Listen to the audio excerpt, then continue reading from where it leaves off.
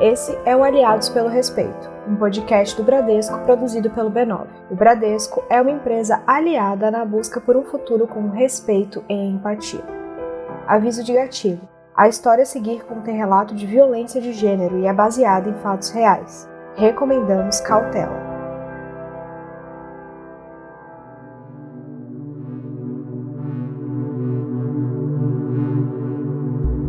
O Caio te mandou abraços. Você não tem roupa suja pra lavar, não? Você não presta pra esse jogo, sua burra. Ei, seu namorado consegue te carregar com esse peso? Você é um lixo. Você ouviu isso? Ouviu? Se sentiu mal? Agora imagina ouvir isso quase todo dia. Imaginou? Então, isso é um pouco do que uma garota passa no meio gamer. Meu nome é Leia, tenho 30 anos, sou professora e gamer. Eu jogo, e jogo muito, desde criança. E quando eu digo que jogo, eu jogo mesmo. Eu tenho muito tempo de jogo. Eu jogo pra me divertir. Eu tô na frente de vários caras no nível do jogo que eu escolhi jogar. Eu sou rica no jogo. Coleciono muitos recursos, alguns bem difíceis de conseguir. E por alcançar esse destaque e ser mulher, já fui perseguida, xingada e humilhada por outros jogadores. Você sabe o que significa fulano te mandou abraços? Algo afetuoso, né? Não no meio dos caras que eu jogava. Fulano te mandou abraços significava que o cara estava te pegando por trás. Horrível, não? Eles tinham criado esse código para humilhar as mulheres do grupo. Descobrimos tempos depois. Eu passei 3 anos sendo perseguida por 4 caras que simplesmente não aceitavam que uma mulher jogasse melhor que eles. No começo, a gente jogava junto. Os 4 caras, eu e mais 2 garotas. Daí uma das garotas saiu, porque eles faziam brincadeiras bizarras entre si e se ofendiam, sabe? Eu fiquei jogando com eles. Acontece que eu jogava melhor que eles. E eles ficaram pilhados. Começaram a me ofender por mensagens e também na call, sabe? Por voz mesmo, enquanto a gente jogava. Não satisfeitos, eles encontraram as minhas redes sociais. Viram que na época eu cuidava da minha mãe, que estava bem doente, acamada. E nem isso eles perdoaram. Eu fiquei muito mal. E passei dias pensando em tudo. Aquilo já tinha ido longe demais. Então eu resolvi chamar esses caras no chat para conversar, para entender mesmo por que eles me odiavam tanto. Um deles até pediu desculpas. Não foi lá essas coisas, mas deu uma acalmada. Mas não por muito tempo. Eu fui chamada para ser comentarista num campeonato, tudo ao vivo, esquema de lives. Eu estava empolgada, era algo inédito para mim. Eu fiquei feliz e ao mesmo tempo fiquei em pânico. Tudo começou bem, até que as mensagens hostis e os xingamentos começaram. Ali, ao vivo, com todo mundo olhando. Eu tinha que comentar e fingir que eu não estava vendo os ataques. A coordenação do campeonato até me perguntou discretamente se eu queria sair. Eu disse que não. Eu narrei os jogos até o fim. Depois chorei. O impacto daquilo em mim foi enorme.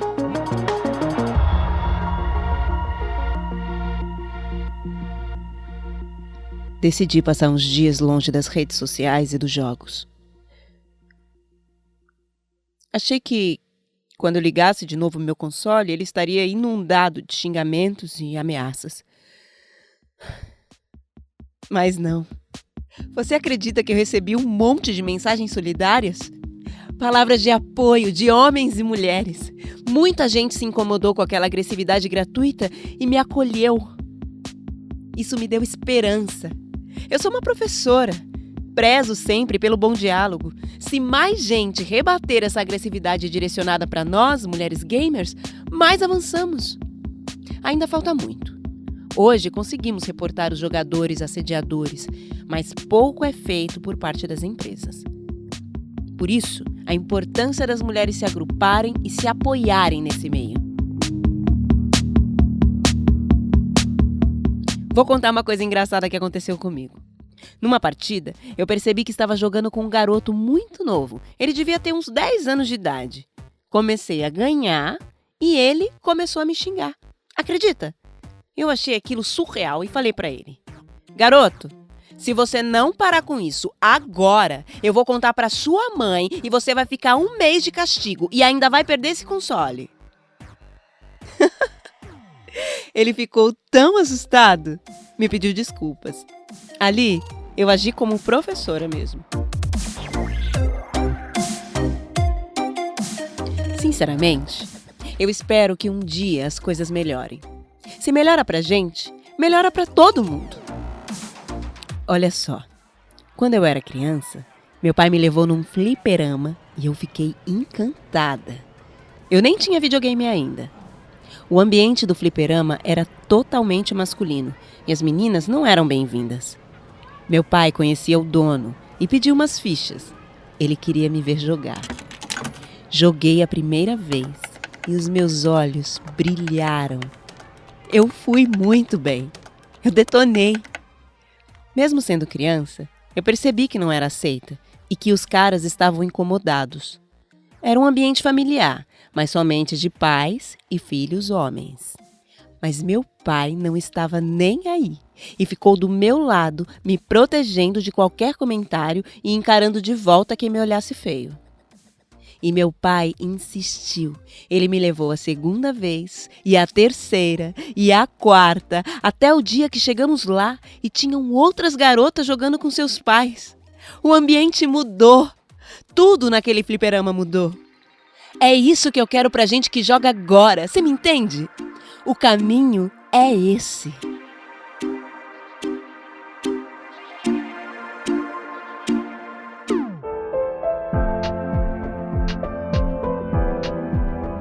Essa foi a atriz Naruna Costa. Ela interpretou o relato da Leia, que teve a sua privacidade preservada, já que estamos usando um nome fictício. Assim como milhares de mulheres, a Leia foi vítima de assédio. Eu sou a Mariana Torquato e esse é o Aliados pelo Respeito, um podcast do Bradesco criado pelo B9 para discutir temas e causas e construir um futuro com respeito à diversidade. Serão 4 temporadas e ao todo 16 episódios, que vão permear os pilares de equidade de gênero, população LGBTI+, pessoas com deficiência e diversidade étnica e racial. Por aqui, a gente vai conhecer histórias que deixam clara a urgência de trabalharmos esses temas. Também vamos conversar com especialistas para entender como podemos combater injustiças, acolher vítimas e construir um futuro mais inclusivo. Nessa primeira temporada, de 4 episódios, o assunto é assédio contra mulheres. Dados de uma pesquisa do Instituto Datafolha, em parceria com o Fórum Brasileiro de Segurança, mostram que 22 milhões de mulheres tiveram que lidar com algum tipo de assédio no ano de 2019. Essa parcela representa 37,1% das brasileiras. Existem vários tipos de assédio. Ele pode ser sexual ou moral, na rua, dentro de casa, no trabalho e é cada vez mais frequente em ambientes virtuais. Acontece até com a Bia. Sim, nem a Bia, a inteligência artificial do Bradesco, passa ilesa pelo assédio. A questão é estrutural. Diante de números tão impactantes, fica claro que a gente precisa conscientizar as vítimas de seus direitos e mostrar como podem buscar ajuda, legal ou psicológica. Também precisamos conscientizar os agentes públicos da importância de acolher as vítimas e mostrar às pessoas que cometem violência o impacto devastador que isso tem nas vítimas e que elas podem ser responsabilizadas por isso. E, claro, conscientizar a sociedade do custo social disso. Afinal, todos nós perdemos por viver com essas estatísticas. Por isso, nessa primeira temporada do podcast Aliados pelo Respeito, vamos aprender juntos o que é e quais são os tipos de assédio, como as vítimas podem se proteger e buscar acolhimento, e também como podemos trabalhar para responsabilizar as pessoas que cometem a violência. No episódio de hoje, para conversarmos sobre esses temas e sobre o relato da Leia, eu tenho a companhia da especialista em transformação digital Lisiane Lemos e da psicanalista Vera Iaconelli.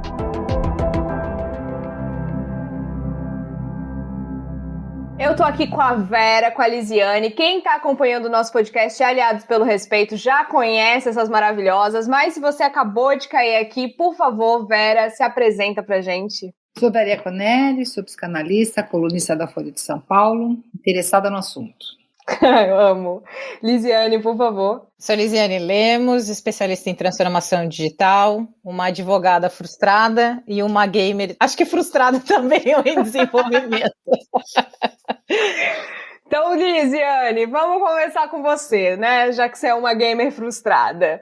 Bom, historicamente, o universo gamer, ele foi associado a coisa de menino, né? Mas esse estereótipo, eu sinto que já é ultrapassado. Afinal, as mulheres representam uma parte importante dessa comunidade, não é? Ou eu tô errada? Você está certíssima, Mari. Acho que um ponto importante, vamos começar a conversa, né? A gente tem uma tendência a entender ou pensar que game é só aquilo que tem ou em console, então PlayStation, Xbox, etc. Eu vou trazer as marcas aqui pra gente ilustrar os exemplos. Mas se a gente pensar no Brasil, que é um dos países que mais tem celular, aquele joguinho que a gente fica viciado e competindo, esperando no banco, isso também é game. Então, eu gosto, quem já escutou outros episódios aqui do nosso podcast sabe que eu sou a pessoa dos dados, e já diria o velho ditado, né? Em Deus nós acreditamos, eu que sou religiosa, todos os outros nos tragam dados. Tem uma pesquisa que chama Game Brasil, que foi realizada no passado, que ela traz, né, que os esportes eles são conhecidos por 65% dos jogadores, mas a maior parcela dos nossos jogos são os gamers casuais. Ou seja, a Lisiane, que é uma gamer meio frustrada. E nesses casuais, mesmo assim, 67% são mulheres. E quando a gente fala também dos não casuais, ou pegando todo o universo, 53% também são mulheres. Normalmente de 25 a 34 anos. Então, o que eu quero dizer aqui? Sempre que a gente falar de game, no Brasil, o perfil é composto majoritariamente por mulheres. Então, o jogo é coisa de mulher, sim. O ponto é a gente entender um universo maior do que é jogo e como que a gente pode tornar esse ambiente mais respeitoso, mais coletivo e encorajar mais mulheres para virem para a tecnologia também. E pegando esse gancho, Vera, quais são os fatores que nos ajudam a entender por que a comunidade gamer e outras comunidades com massiva presença de homens, como o surf, futebol, esse negócio de universo cervejeiro, por que esses ambientes concentram tantos relatos de assédio contra mulheres? Bom, primeiro a gente tem que pensar que as mulheres estão acostumadas, historicamente, né, a partir de um certo momento histórico bem próprio, né, da passagem da Idade Média para o Renascimento, de serem colocadas no espaço doméstico, fechado, espaço público sendo do homem, espaço doméstico sendo da mulher. Para a gente resgatar o espaço público, ou seja, poder circular em todos os territórios, assim como os homens, tem sido uma batalha e muitas vezes violenta. Então, a mulher entrar, por exemplo, num bar à noite sozinha é uma coisa escandalosa, ainda hoje, eu diria perigosa, né, que ela pode ser abordada assim, de uma forma desagradável, enquanto que para o homem não, ele circula livremente. Então, não são só os ambientes competitivos que podem ser mais refratários à entrada da mulher. O próprio fato da mulher estar em todos os espaços onde normalmente os homens circulam já é uma ameaça de uma perda de um certo clube do bolinha que está imposto para nós há séculos, né? Então, acho que aí tem um agravante nessa questão. Com certeza, Vera. Eu queria complementar nessa questão, porque quando a gente estava conversando, isso tem uma questão histórica e cultural aí que a gente está tentando desfazer, e que tem o papel das mulheres, que a gente está discutindo aqui nesse fórum, mas tem o papel do homem estar 200% atento à sua conduta que ele está reproduzindo, essa coisa de não ensinar o filho a lavar uma louça, ou tarefa de homem, tarefa de mulher, isso é roupa de menina, isso é roupa de menino, isso é carreira de homem, isso é carreira de mulher, porque a gente só está reforçando um estereótipo. E aí eu gosto muito de uma frase da Luísa Trajano, que é minha ídola, minha mentora. Se ela quiser me adotar, eu adoraria ser neta dela, que nós não somos contra os homens, nós somos a favor das mulheres. Então não é uma questão de exclusão dos homens da discussão, mas de trazer as mulheres para o protagonismo quanto a esse combate ao assédio e à igualdade de gênero. E voltando a essa questão de ambientes competitivos, Vera, quando que a gente sabe que uma interação durante uma partida deixou de ser competitiva, essa coisa do jogo, e se transformou numa agressão ou num cyberbullying, como a gente viu acontecer com a Leia? Olha, o que você vai ter aí é o tom da conversa, né? O tom que está não só na intensidade da voz, mas como nos palavrões ou nas brincadeiras de mau gosto. Então você vai tendo todo um comportamento abusivo que vai mostrando que ultrapassou o bom gosto, mas ultrapassou também aquilo que a gente considera ali minimamente educado, né? Então tem ali uma marca de uma intensidade que está para além como é chato perder, né, gente? Como é gostoso ganhar. Mas tem uma diferença entre que gostoso ganhar e que chato perder e a necessidade de destruir o outro. Então, um ódio por ter perdido que se revela na relação com o outro como um ódio ao outro, né? Então, todos esses indícios de intensidade demais são preocupantes. Bom, a gente tem que entender que os homens, eles frequentemente, historicamente, eles reafirmam a masculinidade deles a partir de um lugar competitivo. Eles são muito criados nessa chave, né? O menino, ele compete, ele é reconhecido nesse lugar, e a menina cede, ela é compreensiva, ela não vai partir lá para o tapa para resolver as questões dela. Então, são questões culturais e vão marcando para os homens um lugar de reconhecimento, né? Então, ser o primeiro, ganhar do outro, se superar, são lugares de reconhecimento social muito associados com a masculinidade. Então é como se dissesse, eu sou homem se eu competir e ganhar, né? E a mulher, ela é mulher se ela cuidar. A ideia do cuidar está associada à mulher, e a ideia de competir e ganhar está associada ao homem. É claro que são estereótipos sociais, né, explorados à exaustão. E aí, quando você fala de game, você fala de jogo, você fala de uma situação de competição. Mas os homens não estão acostumados a perder para mulheres, porque isso fere, por mais bizarro que possa parecer, mais tolo que possa parecer, a masculinidade dos mais frágeis, obviamente, porque os que estão mais seguros da sua masculinidade não precisam dessa bobagem, né, para se afirmar. Então, eu acho que aí tem um jogo sexista, um preconceito de gênero importante para a gente pensar, né? E tem esse lance de orgulho ferido, né? Não perdi somente, perdi para uma mulher, né? E, Lizzy, eu queria saber de ti, assim, muitos gamers, streamers sofrem assédios, recebem insultos durante as partidas, e elas costumam relatar que não adianta denunciar para as plataformas de jogos ou de transmissão online, que nada acontece. Por que existe essa dificuldade em conseguir ajuda? Mari e Vera, a gente vem repetindo episódio a episódio a importância de denunciar e os canais apropriados. O primeiro pensamento que eu quero compartilhar com vocês é que sempre que se fala de tecnologia, a partir de um padrão, de uma repetição. Então, o algoritmo, ele aprende e fica mais eficiente pela repetição desse comportamento. Então, acho que o primeiro ponto é que a gente só vai sinalizar para as companhias que esse comportamento de assédio está acontecendo se você denunciar. Ah, Elise, mas não adianta. Não adianta a gente ficar parado e aí reclamar. Eu reclamo para a Mari, tá aí, o que a gente está fazendo? Eu não estou passando o pano, mas eu acho que a gente tem uma parte proativa em construir a sociedade que a gente quer viver. Então, faz parte denunciar sim, faz parte se organizar enquanto coletivos, e a gente vai falar um pouco disso, para denunciar em massa, dividir com pessoas do mesmo segmento, e de alguma forma se conectar às empresas para fazer isso. Eu acredito que a gente está aqui nesse podcast é um grande exemplo de uma ação que a gente tem uma jornada a se desenvolver, a gente reconhece que a sociedade está se desenvolvendo, que o tema do assédio é importante, mas a gente quer aprender. Então, acho que o primeiro passo, assim, a dificuldade de conseguir ajuda é porque tudo é muito novo. Mesmo a gente falar de racismo, capacitismo, sexismo, machismo, gente, pelo amor de Deus, nós estamos falando no mês de maio ou junho, não sei quando o episódio vai no ar, enfim. É muito recente falar sobre minorias. E a gente só vai conseguir construir um espaço seguro se a gente denunciar, se a gente entrar em contato com essas empresas e se a gente se colocar, pelo menos eu acredito, sempre numa pauta propositiva e construtiva. E aí, se você é como a nossa querida Leia, que sofreu o assédio, o primeiro é entender que a culpa não é sua. Porque a gente sempre fica, é porque eu me expus, eu não vou me expor mais. Nós que somos pessoas públicas, às vezes você fica repensando, será que eu devia estar fazendo isso e me desgastando?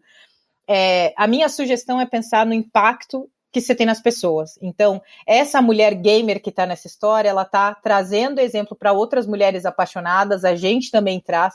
Então, denuncia, se organiza, e se chegar num ponto, e acho que a Vera vai poder trazer muito que atinja a sua autoestima, que faça mal psicologicamente, se respeite acima de tudo, que isso também é uma forma de ajudar. E você falou de empresa, né? No relato que a gente ouviu, a Leia é agredida ao vivo enquanto comentava um campeonato que ela foi convidada por uma empresa. E essa empresa teve uma postura totalmente passiva, né? Enquanto ela estava sofrendo pelos comentários, enquanto ela estava ali sofrendo cyberbullying. E no momento do ocorrido, nem posteriormente, essa empresa adotou um posicionamento contra o assédio que a Leia estava sofrendo. Na sua opinião, qual que deveria ter sido a postura da empresa, né? Como que a gente pode cobrar das empresas? Quando eu ouvi a Naruna, eu fiquei pensando assim, vou ir para o meu safe space, vou para o meu espaço de seguro de advogado, vou dizer não tenho informações suficientes ou vou realmente dizer o que eu acho que deveria. Tudo depende, sabe, Mari? Se a empresa já começou na jornada de proteção das mulheres e do seu público, se a empresa realmente tem isso como prioridade dentro da pauta dela. É importante a gente entender que no mundo corporativo existem diferentes jornadas das empresas. E para mim demorou muito tempo para aprender esse ponto. Acho que tem duas coisas muito importantes. Como a empresa deveria ter agido? Primeiro, ela deveria ter parado o campeonato e, de alguma forma, pelo menos a visão que eu tenho, interferido sobre essa situação e dito, esses valores são importantes para mim, enquanto companhia. A gente viu esse episódio, ele não será mais tolerado e a gente vai tomar XYZ ações para fazer isso. E aí, falando de ações muito práticas, o que a empresa poderia ter feito? Primeiro, ter canais de denúncia especializado, ter uma atenção a essas comunidades, então uma conexão com comunidades principalmente de minorias, porque como eu disse para vocês na resposta anterior, tecnologia é padrão, é repetição. Se a empresa for esperar as denúncias acontecerem para ver o número que for significativo para atingir essa denúncia, até por causa do pensamento das pessoas que não adianta nada, isso não vai acontecer. E a gente cobra nas redes sociais, se organiza enquanto comunidade, não deixa passar. Tem que denunciar. E Vera, muita gente ainda separa, né? O que acontece no online e o que acontece na vida real, digamos assim, no físico, né? Para a vítima, tem alguma diferença ela ser xingada virtualmente de ser xingada pessoalmente? O impacto emocional, ele é diferente ou ele é o mesmo? Olha, eu só consigo pensar que presencialmente você tem mais risco para a tua integridade física, né? Você está mais exposto a uma experiência vexatória pública, né? Dependendo da forma como vai ser feito no virtual ou não. Mas eu não consigo comparar sofrimento, sabe, gente? A gente está aqui no virtual. Se uma começar a ofender a outra, pelo amor de Deus, é horrível. Não dá para comparar sofrimento. É uma bobagem imaginar que porque é virtual dói menos. Ao contrário, acho que tem outras questões no presencial, mas ninguém pode comparar sofrimento, não. Hoje em dia é uma ferramenta incrível para a gente se conectar, para a gente trocar afetos, para a gente transmitir coisas legais, mas igualmente potente para coisas ruins. Então tem que tomar um pouco de cuidado com essa ideia de que poderia ser menor. Não acredito em nada por aí, não. E nem sempre esse tipo de agressão ele vem de pessoas totalmente desconhecidas, né? No caso da Leia, ela sabia quem eram as pessoas que estavam agredindo e ela tentou resolver diretamente, né? Na sua opinião, Vera, é recomendável a gente confrontar quem está cometendo essa agressão? Olha, eu acho que tem que tomar muito cuidado, porque a não ser que você tenha alguma noção de com quem que você está lidando, porque a gente pode estar lidando com pessoas muito comprometidas, como teve casos aí recentes até que levaram a óbito, né, de assassinato. Então, acho que a gente tem que tomar um pouco de cuidado e buscar canais onde a coisa fique explícita, né? O mais que você tenha testemunhas, que você tenha pessoas aí que você possa dividir. Canais, por exemplo, do judiciário, né? Eu acho que a gente tem que tomar um pouco de cuidado. Nem sempre você sabe com quem você está falando, e tem que tomar um pouco de cuidado, porque é um público muito jovem, e o jovem, às vezes, não consegue dimensionar o risco, tem uma onipotência do jovem, né? Você pensar que é um grupo competitivo também, né? Tem ali uma ideia de conseguir resolver, de fazer, de acontecer. Acho que tem que tomar bastante cuidado. Tem que denunciar, mas tem que tomar bastante cuidado desse confronto com o agressor, que nem sempre é a melhor forma, hein? Bom, a Vera trouxe essa questão da gente denunciar, de usar canais, né? Lisiane, quais são os canais que as vítimas podem recorrer? Acho muito importante complementar o que a Vera trouxe a importância de não confrontar, porque isso pode, além de incentivar o agressor a seguir aquilo, porque ele está vendo que ele está recebendo atenção, é muito uma política de autocuidado. Eu fui procurar algumas redes sociais, acho que são as mais utilizadas, para conseguir trazer exemplos de vocês. Então, a minha primeira sugestão da denúncia é você ver aquela rede social que está acontecendo ou aquela plataforma e ir num buscador e associar cyberbullying, denúncia de assédio, plataforma tal. Porque cada uma delas tem uma forma de ocorrer essa denúncia. Eu trouxe até algum exemplo aqui. Tem uma plataforma que ela diz assim, ó, levamos a sério todas as denúncias de cyberbullying e assédio. Se uma conversa chegar nesse nível, essa conversa será removida. O que eles consideram? Por isso que é importante, tudo, quando se trata de tecnologia, é padrão que um robô possa extrair a partir daquela conversa. É muito difícil que você tenha seres humanos analisando essa interação, e é um dos conselhos que eu dou até para as empresas para fazerem por amostragem. Então eles colocam, a pessoa que está sendo assediada deve ser uma pessoa privada. Aí a gente tá ferrado, né, Mari? Pessoa pública pode tacar pedra. Não pode, gente, não pode. Ou não pode ser uma figura pública ou que apareça no noticiário, porque normalmente, aí vou explicar para vocês, essas pessoas públicas têm uma assessoria diferente, que tem um canal direto com o fornecedor e pode denunciar de outra forma, tá? Não ficam abandonados. Aí essa rede também fala, deve ficar claro quem está sendo assediado. Isso significa que de alguma forma possa se identificar o usuário, que seja o nome, iniciais, nascimento, imagem da pessoa. Então, tem que ser assim, Lisiane, a pessoa falando, Lisiane, você tal coisa, ou Leia, no nosso episódio, você é isso, ou que seja direto, porque ela era a única mulher no espaço, então fica claro. E aí o que eles recomendam nesse caso? Pare de interagir com a pessoa. Então é o primeiro conselho que a gente está fazendo. Bloqueie a pessoa para impedir que ela continue interagindo com você, denuncie a pessoa que está te assediando e, caso esteja preocupado com a sua segurança, entre em contato com a lei. Então, a gente tem grandes centros, delegacias especializadas em crimes de internet. Quase todas as companhias, plataformas, têm canais de denúncia de assédio direto. Seja um 0800, um e-mail, um Fale Conosco. Se você não sabe por onde começar, a gente vai falar um pouco de comunidade. Quando esse podcast for pro ar, comenta, compartilha. Lise, não sei fazer isso. Mari, não sei fazer isso. Como faz? Conta pra gente qual é a rede que a gente tem que ajudar. Eu acho que a internet traz isso assim. O que eu não sei, eu posso buscar. E se eu não sei, alguém que eu conheço sabe. O que a gente não pode é ficar omisso. Eu não sei por onde começar. Isso é bobagem. Não é bobagem. Acho que é mais importante. Eu me deparei com algumas empresas e a primeira frase que o canal dizia era: eu te escuto, eu te acolho, eu acredito em você. Então eu sou sempre dessa. Se você está sofrendo algum tipo de assédio ou cyberbullying, acho que o que a gente quer transmitir nesse podcast é: eu te aceito, eu te acolho e eu escuto você. Vamos denunciar que essa pessoa está errada. É isso aí. Se alguém quiser me mandar uma mensagem, eu sou do barraco mesmo, já entro em contato, ajudo vocês a achar o lugar para fazer essa denúncia, porque o importante é a gente denunciar. E Vera, assim, na sua experiência, qual que é a importância das mulheres terem redes de apoio e construírem esses ambientes seguros e acolhedores? Bom, queria dizer que eu já me associei aí a Lisiane Lemos no Instagram, já acabou de virar amiga, tô lá junto com você, tamo junto, amiga. Bom, gente, a gente vive numa sociedade estruturalmente misógina, estruturalmente racista. Em qualquer lugarzinho que você encontrar um homem, uma mulher, duas mulheres, dois homens, você vai ter a reprodução dessa realidade, porque está na estrutura. Então, você pode ser super bem intencionado, mas você está, de alguma forma, capturado por essa lógica. Então, a gente tem que fazer muitas ações. E uma das ações é essa de conscientização, porque não é porque a pessoa ela sofre uma opressão que ela é capaz de reconhecer aquilo. Então, nessas comunidades, as pessoas não só se fortalecem no sentido de que estamos juntas, estamos aqui lutando contra uma coisa que nos oprime a todas, mas uma junto com a outra, as pessoas, né, não estou dizendo só mulheres juntas, mas às vezes os homens podem estar junto com a gente nessa, né, elas vão fazendo um trabalho de reconhecimento, e aí o sofrimento que é vivido, ele começa a ser nomeado. E na hora que ele começa a ser nomeado, você sabe contra o que você está lutando. Então, vamos pensar todo o processo que a gente vai fazendo, né?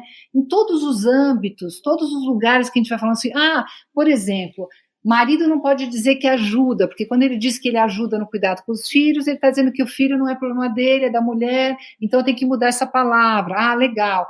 Fio-fio não é legal. Puxa, mas fio-fio é elogio. Não é elogio, porque você está objetalizando a mulher, ela passa na rua, ela se sente oprimida. Quer dizer, são coisas, são ganhos de consciência que são feitos juntos. A gente não se conscientiza sozinho, já dizia o Paulo Freire, a gente se conscientiza no laço com o outro. Então, tem muita coisa para acontecer num grupo desse, muita coisa para a gente aprender, muita coisa para a gente se sentir apoiada e muita coisa para a gente mudar nas mulheres e nos homens, né? Quer dizer, eu acho que é uma coisa que a gente tem que fazer para além. Então, esses grupos são muito, não para eles se fecharem em si e fazerem a sua batalhinha pessoal, seu condomínio, como diz o Chris Dunker, nós contra a rapa, não é isso, mas para serem uma alternativa. Olha, aqui acontece uma outra coisa, aqui o game tem umas outras regras, e as pessoas falam, eu posso escolher entre aquele ali, onde tem uma regra mais ética, onde todo mundo se sente respeitado, ou aquele ali que é, sabe, só violento. Então, se vai criando alternativas, as pessoas podem escolher. Então, acho que é fundamental a gente se juntar. E complementando isso que você falou, né, a gente acaba falando muito sobre as mulheres se defenderem, né, e evitarem serem vítimas de qualquer violência, mas a gente fala muito pouco sobre educar os homens, como a Leia acabou fazendo no caso com o menino que estava jogando de 10 anos, começou a xingar e ela foi lá bem professora e explicou para ele. Como que, na sua opinião, Vera, os pais que têm filhos que jogam online podem orientar seus filhos para respeitarem mulheres, pessoas com deficiência, pessoas de outras raças, etnias, minorias, seja no mundo virtual ou no mundo real, né, no mundo físico? Olha, primeiro é o seguinte, nós somos, acima de tudo, exemplos. Então, quando nós somos preconceituosos, ou violentos, ou misóginos, a gente transpira isso. As crianças, elas capturam isso no olhar, elas capturam isso no comentário, elas capturam isso na piadinha, elas capturam isso nos gestos. Então, não adianta você ter um discurso lindão e não levantar a cadeira para levar seu prato para a mesa, que quem faz isso é a mulher, porque você está transmitindo ali uma diferença. Então, assim, tem algo do fazer. Tem algo do dizer também, né? Tem algo de você poder nomear certas coisas, poder explicar certas coisas para as crianças. Mas, além disso, acho que tem um terceiro momento. Não recue diante do problema. Então meu filho xinga no jogo. Então vou tirar ele. Pelo amor de Deus, essa mania agora de que teve um problema de exposição de nude na escola, vou tirar da escola. Não, gente. Essa é a hora do vamos ver. É a hora que você vai mostrar que a gente enfrenta os conflitos, que a gente enfrenta os problemas, que a gente supera os problemas, que a gente tem a linguagem como a grande ferramenta. E é nessa hora que você faz a diferença. Porque você fala, realmente, deu problema aqui, vamos conversar. Por que você trata ela assim? Mas é porque eu não aguento que ela vai ganhar. Mas e aí, se ela ganhar, ou também não ganha de você? Mas ela é menina, né? Então tá, vamos conversar. Por que uma menina não pode ganhar? Esse é o ouro pra gente. O psicanalista, ele tá interessado na hora do conflito, poder ter um ganho de consciência, poder acessar os afetos que aparecem ali. Não é para fugir da raia, gente. É para sentar e usar a ferramenta que a gente tem, que é a linguagem. Voltando um pouco na questão da ofensa virtual, por que a ofensa virtual é tão terrível quanto a presencial, tirando a parte da ameaça física, né? É porque a gente é feito de palavras, a gente sofre com as palavras, a gente se cura com as palavras, e as palavras são transmitidas no virtual. Estamos agora fazendo um podcast conversando. Então, essa é a hora que a coisa pode funcionar. Então, educar um filho é um monte de coisas, inclusive a gente se deixar educar por eles, porque eles trazem muita coisa nova, vão trazendo as coisas já com mais consciência, a gente tem que se abrir para ver quando eles apontam na gente, né, as nossas questões da branquitude, as nossas questões do machismo, e a gente consegue escutar. Então, é uma grande conversa, a gente não pode se furtar a esta conversa. Nossa, isso que você falou bateu em mim no sentido assim, né? Quando, por exemplo, uma criança me vê no supermercado, uma coisa assim, aponta e fala pra mãe, meu Deus, ela não tem um braço. E a mãe, ao invés de falar, não, tem gente que não tem braço, tem gente que não tem perna, tem gente que é alto, tem gente que é baixo, fala assim, shh, para de olhar, para de apontar. É pior ainda, porque a criança ela fica me olhando assim, tipo, como se eu fosse um ET, como se ela não pudesse, né, perguntar. E tá tudo bem perguntar, né? O negócio é a gente usar mesmo a linguagem a nosso favor e explicar as coisas, que criança a gente explica uma vez e elas entendem. É maravilhoso. E, Lisiane, pra gente encerrar, tem como a gente programar ambientes virtuais ou jogos de uma maneira que estimulem esses jogadores a respeitarem as mulheres, pessoas de outras etnias, raças, minorias, pessoas com deficiência, enfim, seja no mundo virtual ou no mundo real? Tem sim. Acho que a primeira lembrança que me veio quando eu li essa pergunta foi quando surgiu o Tomb Raider. Ou mesmo as reflexões do Mario, que foi todo mundo jogou. Como é que é a mulher no Mario? É a princesa que está no castelo indefesa e deve ser salva. E aí quando vai no Tomb Raider é um personagem extremamente sexualizado que usa um shortinho, tem um corpo totalmente, né, maravilhoso, dependendo do padrão, aquela coisa de revista. Ou seja, nenhuma de nós que está gravando esse podcast ia se enxergar em nenhum desses dois. Primeiro que pra princesinha, né, e ficar no castelo isolado, eu tô mais pro Mario enfrentando os monstros do que qualquer outra coisa, e de Lara Croft não dá porque aquela roupa já ia me pinicar. Foram as reflexões que eu fiz sobre. E aí a primeira é, cara, a gente só vai conseguir isso quando as empresas trouxerem minorias para construir esses jogos, que é a minha grande luta no mercado de tecnologia. Tem uma frase que eu gosto muito, que eu uso sempre, a gente só sonha com o que a gente vê. Se eu ver uma pessoa igual a mim, num cargo de liderança, se eu ver ela no jornal, numa revista, se eu souber que ela está gravando um podcast, eu vou entender que aquele lugar é meu. E quando a gente tiver pessoas dessas minorias nas empresas que constroem, nos grandes players, seja programando, construindo os personagens como game designer, ou mesmo nas mesas de formação, a gente vai ter jogos diferentes. E aí vem outro ponto, não adianta colocar uma pessoa só para ser token, pessoal, não é assim que funciona. Não adianta empresas queridas do meu coração colocar uma mulher negra, uma pessoa com deficiência e dizer estamos sendo inclusivos nos nossos jogos, porque essa pessoa é um token, ela não tem voz, ela não tem representatividade, ela não vai se sentir à vontade de falar numa reunião. Você tem que ter representatividade relevante. Muito obrigada, Lisiane e Vera, vocês são incríveis. Eu sempre saio daqui querendo saber um pouquinho mais das pesquisas da Lisiane e querendo ser paciente da Vera. Muito obrigada, Obrigada, gente. Um beijo para vocês.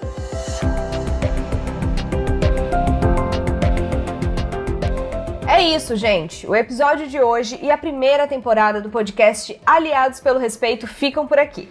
Foi um prazer estar com vocês. E logo mais o podcast volta com a segunda temporada para falar de outro assunto urgente, o respeito à comunidade LGBTI+. Para não perder nenhum episódio dessa temporada, assine nosso feed aqui mesmo ou acesse aliadospelorespeito.b9.com.br. Até já!